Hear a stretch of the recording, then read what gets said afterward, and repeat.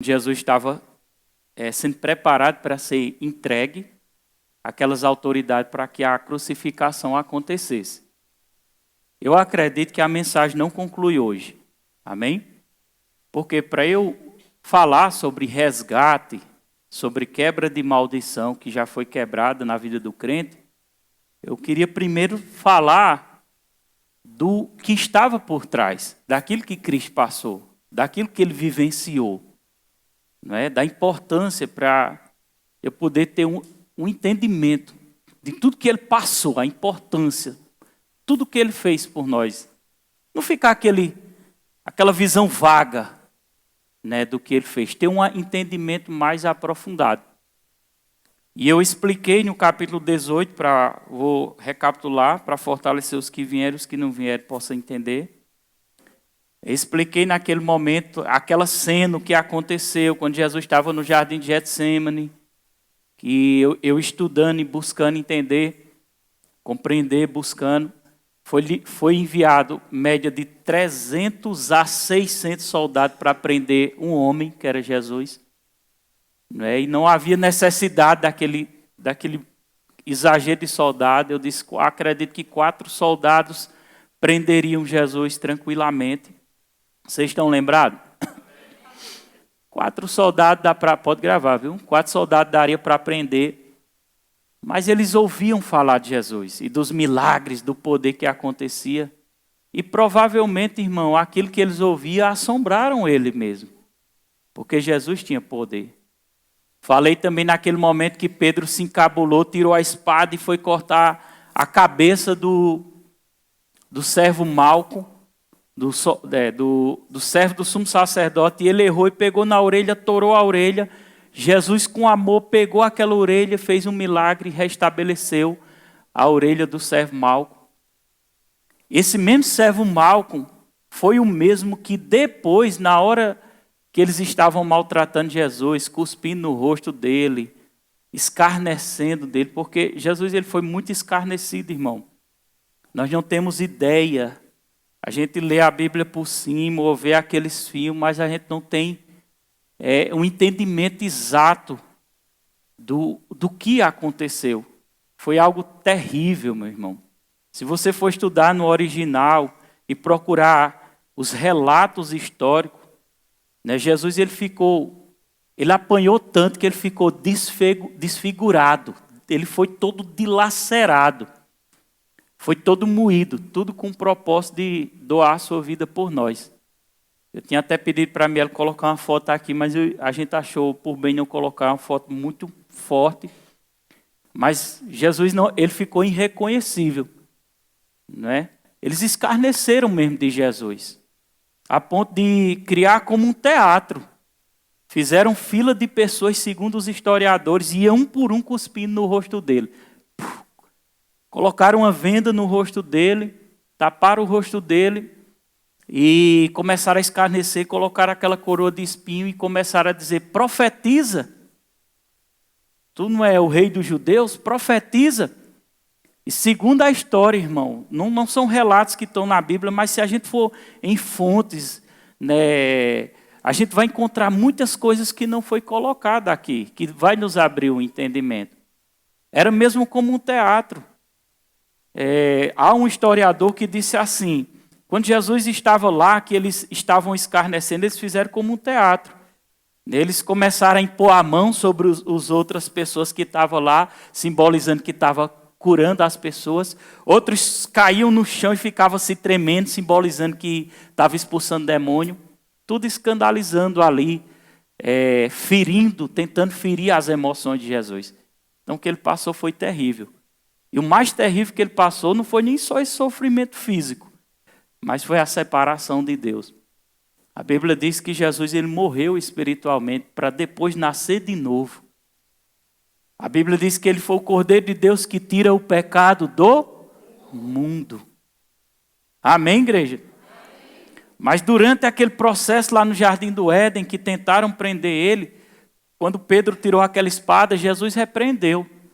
E ele disse assim, Jesus disse assim, você acha que eu não poderia rogar ao Pai? E ele mandaria mais de 12 legiões de anjos. A gente fez um cálculo de 12 legiões de anjos, deu 72 mil pessoas, 72 mil anjos. E ele poderia rogar. Quando Jesus também for atrás de Jesus, diz: quem é Jesus Nazaré? Ele disse: sou eu, ou seja, eu sou nos originais. Quando ele disse eu sou, o poder de Deus foi liberado. Mais de 300 soldados, pelo poder de Deus, caíram no chão. Segundo os relatos, começando a estudar e entender, havia um cemitério lá próximo, e também há relatos que havia um homem com um manto, e quando os soldados correram para prender aquele homem, ele correu, o manto caiu, o lençol caiu e ele saiu nu. E eu fiquei pensando, que diabo esse caba estava nessa história fazendo nu? Eu digo, um negócio estranho. E tudo indicava, dava a entender que esse cara foi um dos caras que estava no cemitério, tinha sepultado, provavelmente tinha sido há pouco tempo, porque ele não sepultava em caixão, mas enrolava no lençol. E quando Jesus disse, sou eu, que o poder de Deus foi liberado, aquele cara ressuscitou e foi atrás da pessoa responsável por quem tinha ressuscitado. Olha para seu irmão e diga, esse é o Jesus que nós servimos. Então, irmão, na verdade, Jesus ele se entregou. Ele se entregou em favor da humanidade. Ele poderia escolher não se entregar. Ele poderia optar, não, eu não vou me entregar. Ele orou, pai. Você sabia que Jesus foi tentado a não se entregar? Quem sabia? Ele orou, pai. Ele disse assim, pai, se possível, passa de mim esse cálice. Aí em seguida ele continuou orando e disse assim, mas não seja feito o que eu quero, da minha vontade, mas da tua. Ele cedeu, ou seja, ele se entregou. Por isso que é profetizado lá em Isaías como um cordeiro mudo levado ao matadouro. Ele se entregou, irmão. A Bíblia diz, se você for estudar bem direitinho, se filtrar e caçar os originais, laçaram uma corda sobre ele, colocaram sobre ele e saíram arrastando, mas não precisaram forçar. Ele foi como um cordeiro mudo, sem abrir a sua boca. Ele estava sofrendo uma injustiça, porém ele não abriu a boca. Rapaz, e sabe de uma coisa? Ele nos deixou um exemplo. Para diante de situações, a gente colocar a nossa alma no lugar e não abrir a nossa boca. Amém? Glória a Deus. Ele não é o nosso exemplo perfeito? É ou não é, igreja? Então, diante de toda essa situação que ele passou, mas ele venceu lá naquela cruz, foi levado até a cruz, colocado na cruz, relata-se também que havia um ladrão à direita e outro à esquerda, os dois xingavam, amém? Os dois murmuravam, mas de repente, eu não sei o que aconteceu, que um se arrependeu e disse assim, Senhor, lembra-te de mim quando estiver no teu reino. E Jesus disse, ainda hoje estarás comigo no paraíso. Agora eu queria abrir o entendimento da igreja a respeito de algo durante a vida de Jesus, que eu achei bastante interessante. Abre comigo aí a Bíblia em Lucas capítulo 4, nós vamos ler do versículo 9 ao 13. O diabo, desde o começo do ministério de Jesus, ele tentava impedir o propósito de Deus ser cumprido na vida de Jesus. Eu queria que vocês prestassem bastante atenção, viu? Eu estou ensinando a palavra. Tem hora que eu ensino, tem hora que eu prego, mas o que eu vou falar é importante. Tem a ver com a nossa vida aqui na terra. Amém? Para até chegar na parte do resgate, da maldição, da quebra de maldição, não é? Tudo que ele conquistou lá naquela cruz, tudo que nos pertence. Amém? Tem muitas coisas que é direito nosso e podemos usar esse direito por meio daquilo que Jesus fez. Mas eu encontrei algumas coisas que eu achei interessante compartilhar também, para que a gente pegue aquilo que Jesus, como ele andava, como ele fazia, a gente traga para a nossa vida. Por quê? Porque eu tenho que espelhar nele. Amém? Jesus, diga comigo, Jesus era Deus, mas deixou sua glória no céu e veio estar como homem sem pecado. Porque ele não pecou, não foi? Ele não pecou. Alguém que nos representaria nessa terra não poderia ter pecado. Mas deixa eu te dizer uma coisa para você entender a profundidade disso. Você sabia que Jesus foi tentado em todas as áreas? Quem sabia disso? Você sabia que Jesus foi tentado? Qual é a tentação que você já foi tentado? Pense aí. Todas as tentações que você foi tentado, Jesus foi. Eu fui muito tentado e sou tentado, talvez você diga, na área sexual, né, de pornografia, de prostituição. Jesus foi também. Você pensa que não vinha tentar? Vinha, irmão. O tentador tentava ele, porque o tentador queria derrubá-lo. Porque o tentador sabia, se ele pecasse, ele seria um infrator igual a Adão, e não haveria salvação para a humanidade. Eita, rapaz. Adão era perfeito lá no jardim, Adão não tinha pecado, mas a serpente veio, enganou, o pecado entrou, ele morreu, e a humanidade foi condenada à eternidade no lago de fogo. Jesus vem para nos resgatar e passa pelas mesmas tentações que nós passamos. Seja ela sexual, de mulher, todo tipo de tentação ele passou. Todo tipo de tentação. Porém, ele não pecou. Porque se ele pecasse, não haveria salvação para a gente. Quem está entendendo? Ele ficou firme diante da tentação. Amém?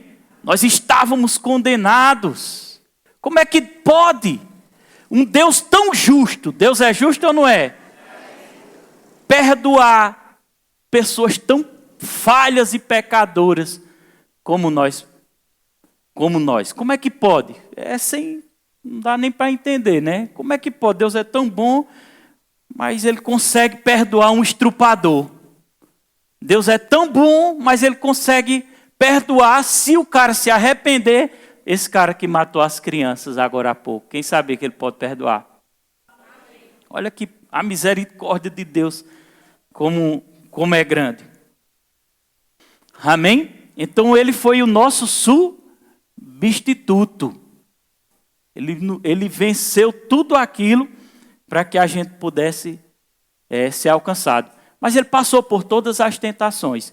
E o diabo não queria que ele cumprisse o propósito de Deus. Como assim, pastor? Eu nunca tinha parado para pensar nisso. Presta atenção, irmão. Eu preciso da sua atenção agora. Eu nunca tinha parado para pensar nisso. Porque na minha mente limitada, eu pensava assim. Não, Jesus veio à terra e o diabo nunca poderia matá-lo. O diabo nunca poderia fazer ele pecar, na minha mente. O diabo nunca conseguiria tirar ele do propósito. Qual era o propósito de Jesus? Diga, me salvar. Na minha mente limitada, ele nunca poderia fazer isso. Mas os versículos foram saltando e eu fui entendendo. Eu digo, meu Deus, como foi sério o negócio. Vocês estão lembrados, lá no começo da Bíblia, em Lucas, nos evangelhos, quando o menino Jesus estava nasceu, na verdade, né? Estava para nascer naquele período. A Bíblia relata de vez em quando que aparecia um anjo para José. Quem era José? O pai de criação de Jesus. Amém? Aparecia um anjo em sonho para José e dizia a José, sai de tal região e vai para tal região, porque Herodes quer matar a criança. Você já parou para pensar nisso? E por que o anjo dava direções para o pai e a mãe sair?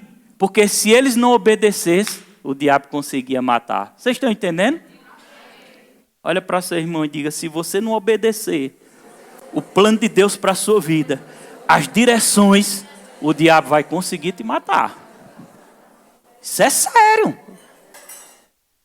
Não fuja, diga para seu irmão, não fuja do propósito, nem do plano de Deus.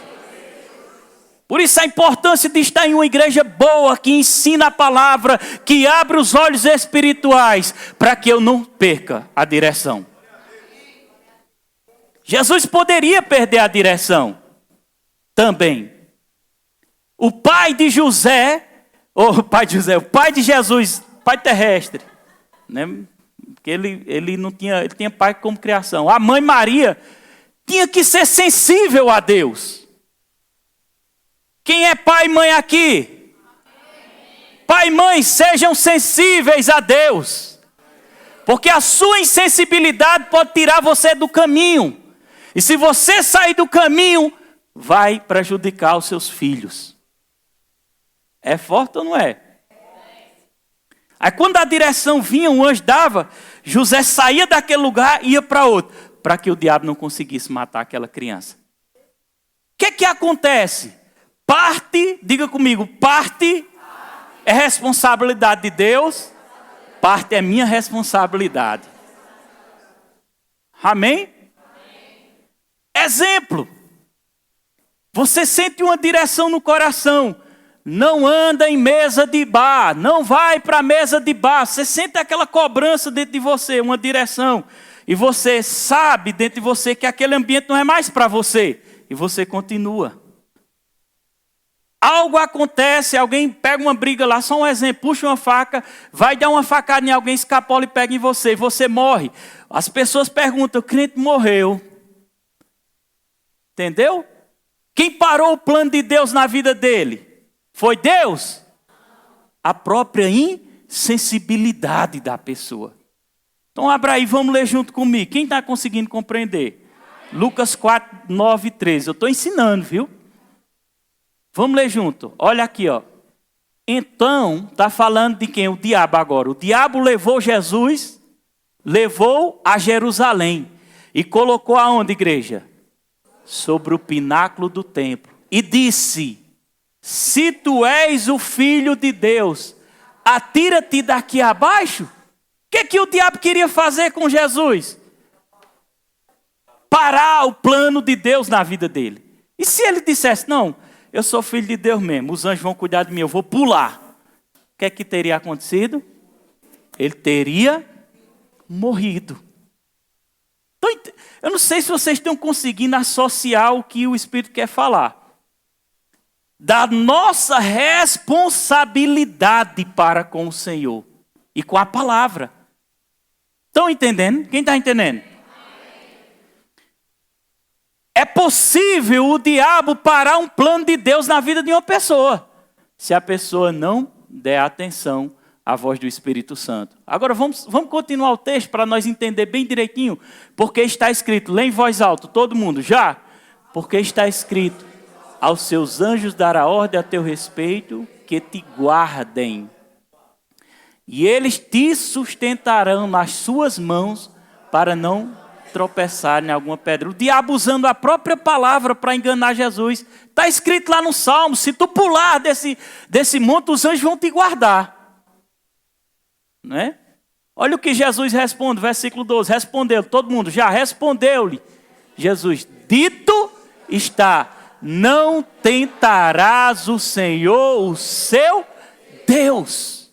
Parte da responsabilidade de Deus de nos guardar, de nos proteger, de suprir nossas necessidades. Amém? Amém. Diga, Deus supre nossas necessidades. Agora olha para seu irmão e diga, agora não vá trabalhar não, para você ver. Não trabalhe não. Deus manda o cliente, Deus lhe dá o talento, Deus lhe dá sabedoria, Deus lhe dá condição, Deus lhe dá saúde, Ele abre a porta, Ele faz acontecer, mas é você que se move.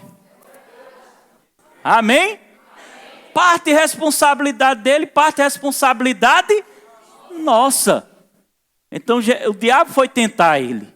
E o versículo 13 diz assim, passados que foram as tentações, de sorte, apartou-se dele o diabo até o momento, ó. Você está conseguindo compreender? Quem está? Dá glória a Deus aí. O diabo deixou até o momento oportuno. Significa que o diabo continuou tentando Jesus até o final. E por que eu preciso entender isso? Porque o diabo vai continuar tentando você até o final. Estão entendendo? Agora abra João capítulo 7, versículo 1. Glória a Deus. Eu vou ler alguns versículos para esclarecer e a gente ter esse entendimento biblicamente. Para no próximo culto a gente começar a entrar na parte do resgate. Amém? João 7, versículo 1. Lê em voz alta comigo aqui, viu? Todo mundo. Já, passado essas coisas, Jesus andava pela Galileia, porque não desejava percorrer a Judeia, visto que os judeus procuravam o quê? Matá-lo. Agora olha que interessante, Jesus andava pela Galileia, porque não desejava percorrer a Judeia. Mas não era Deus, não era o poderoso, e Ele é o poderoso. Quem está conseguindo entender? Foi Ele que disse, eu poderia rogar ao Pai, e Ele mandaria 12 legiões de anjos. Mas mesmo com todo o poder, Ele não tentava a Deus. Olha para seu irmão e diga assim, sabe por quê, irmão? A fé é inteligente, não é burra não. Estão matando gente, estão assaltando ali, cuidado. Não, eu vou, não vai acontecer nada não, e mete os peitos. E acontece. Aí a pessoa diz, por que aconteceu se eu usei tanta fé? Mas olha Jesus, porque não, deixa lá.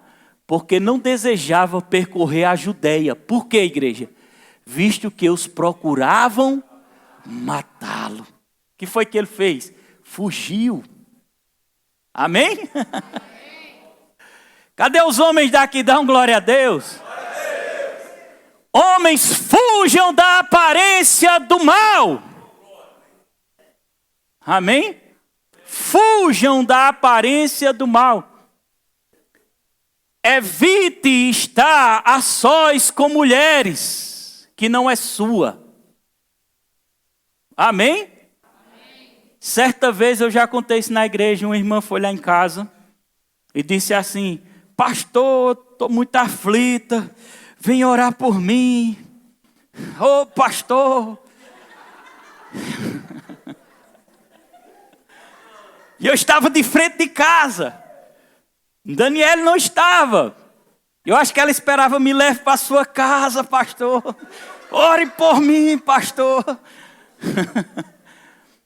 Eu fiz igual a José, dei uma carreira. Brincadeira, eu não corri não, mas eu disse, vamos ali na casa da irmã Dulce. Irmã Dulce é aquela senhora ali, que está ali, que nós vamos orar por você. E a gente foi lá e eu orei por ela. Amém? Tem coisas que a gente faz. Deus, quando nós entendemos, vamos entender que Jesus já nos resgatou, nos libertou da maldição da lei, nos libertou das doenças, nos libertou da enfermidade. Você sabia que você é liberto da doença? Quem sabia? Temos autoridade em Cristo. É um direito à igreja, a cura, a saúde é nossa, é um direito. Amém, igreja? Mas vá comer desmanteladamente para ver se sua fé vai funcionar. Vá encher sua pança de gordura e tomar Coca-Cola e comer cachorro quente e pizza todo dia para ver se vai funcionar. Diabetes certinho. Estão entendendo? Então existe... Até Jesus, ele tinha a fé inteligente. Porque em determinadas situações, nós observamos biblicamente que ele evitava. Amém? Ele não foi doido de pular. Havia um salmo garantindo que os anjos o segurariam. Mas ele disse, eu vou tentar a Deus.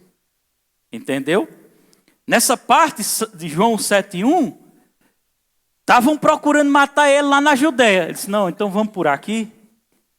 Era Jesus, irmão. E eu tenho que me espelhar em quem?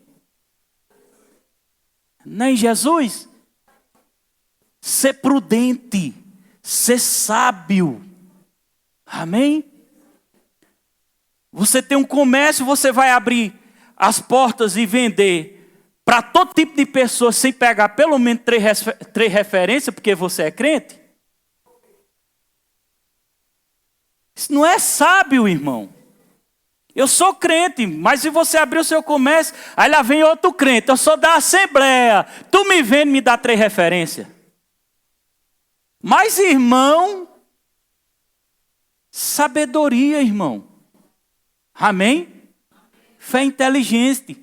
Agora, se Deus nos dá uma direção para ofertar, abençoar, abençoe e oferte. Você vai ser abençoado com isso. Mas outra referência, 2 e nós finalizamos. João 8,59. Lê comigo. Abra aí na tela. João 8,59. Nós estamos falando mais, estudando mais. Então, pegarem pedras para atirar. Volta o versículo anterior para dar uma compreensão melhor. Lê junto comigo, igreja. Versículo 58. Respondeu-lhe Jesus: em verdade, antes que Abraão existisse, eu sou. Segura aí. Jesus estava falando isso para os religiosos, para os fariseus. E eles ficaram encabulados. Porque ele disse que já existia antes de Abraão. Ou seja, Jesus sempre existiu na eternidade. Sabe o que eles fizeram? No versículo seguinte, olha o que eles fizeram. Então pegaram pedras para atirar nele. O que é que eles queriam fazer com Jesus? Atirar. O que é que Jesus fez?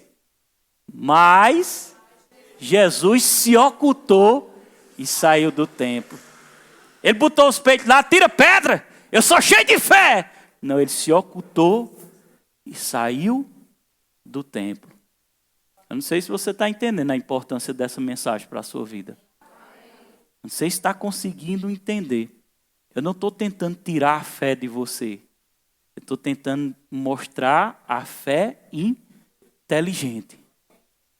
Amém? E o último versículo. Nós vamos ler em Lucas 4, versículo 29 e 30. Lucas 4, versículo 29 e 30. O pessoal do louvor pode vir. Todo mundo lê junto comigo. E levantando-se, expulsaram-no da cidade e o levaram. Presta atenção, volta o versículo anterior.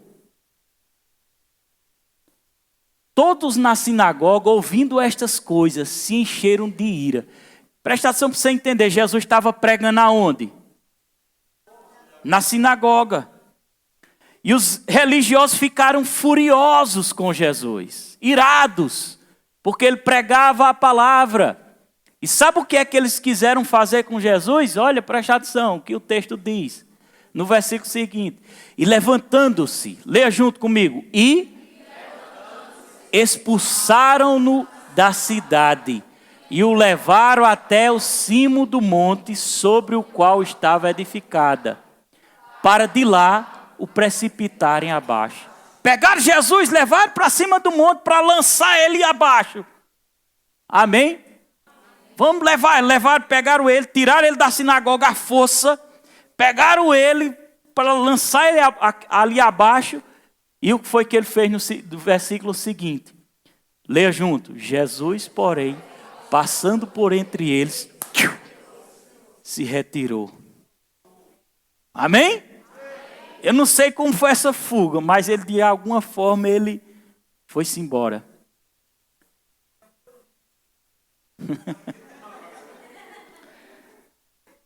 Resumindo a ministração. Presta atenção. Pode tocar antes. Desde bebezinho, para que o plano de Deus chegasse até a idade que precisava ser chegada, Jesus precisou andar com sabedoria na terra. Quem está entendendo? Amém. Quem quer viver muitos dias? Amém. Quem quer ver dias felizes? Amém. Quem quer ver dias felizes na vida do seu filho? Amém. Olha para seu irmão e diga assim: não se desvie do propósito de Deus. Continua firme no propósito de Deus. Amém? Agora deixa eu te perguntar, para a gente entrar na parte final. Dentro do propósito de Deus, Jesus foi tudo maravilhas para ele? Passou por dificuldade ou não passou? Perseguição ou não passou? Foi injustiçado ou não foi? Foi caluniado ou não foi? Ele devia alguma coisa? Não! Mas ele permaneceu no propósito. Para chegar até o final. E no final ele disse, agora sim, vocês podem me matar.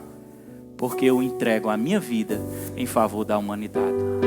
Ele sabia que ele precisava se entregar. Porque se ele não se entregasse, não haveria salvação para a humanidade.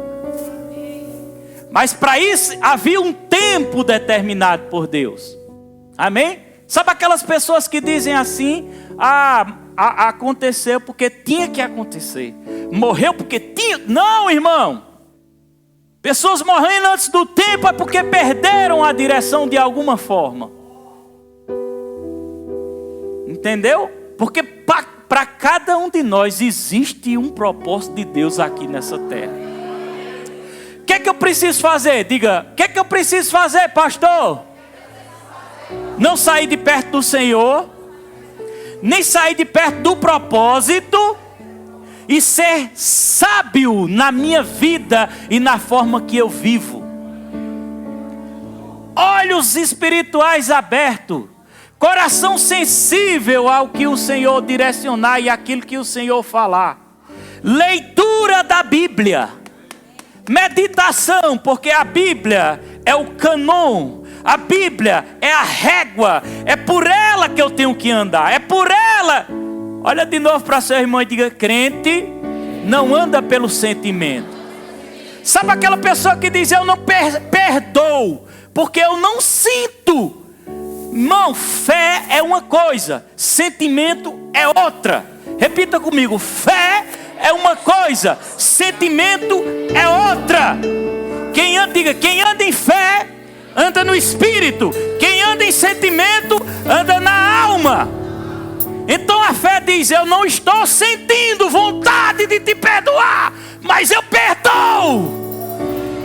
A alma vai gritar, mas você não anda pelo sentimento, você anda pela fé. E fé funciona, fé funciona, fé funciona.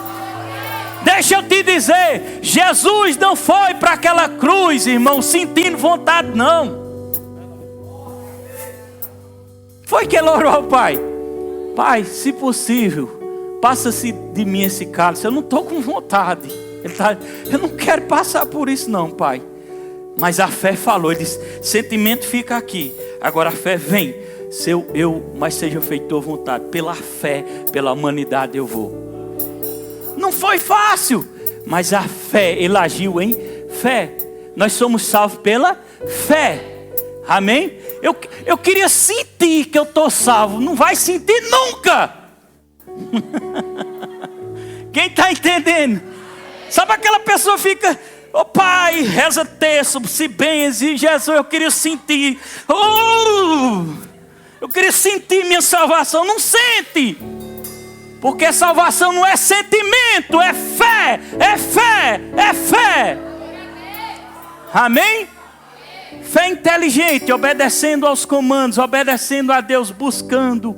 Amém? E caminhando. Levante a mão e fique de pé. Diga assim, eu vou chegar até o final da minha vida. Diga, o diabo não vai roubar.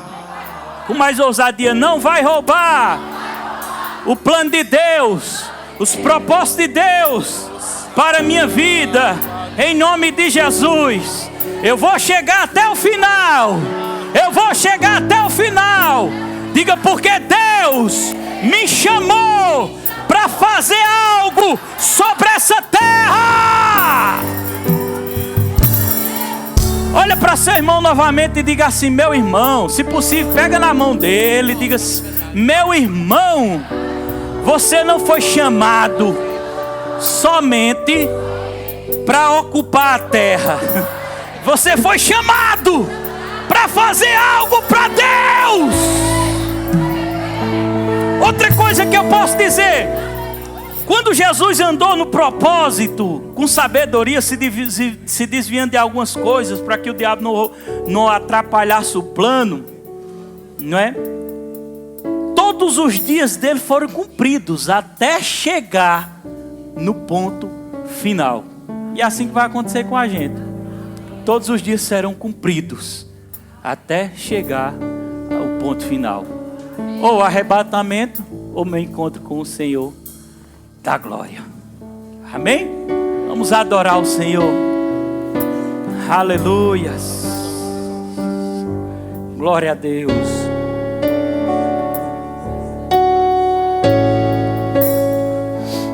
Aleluias.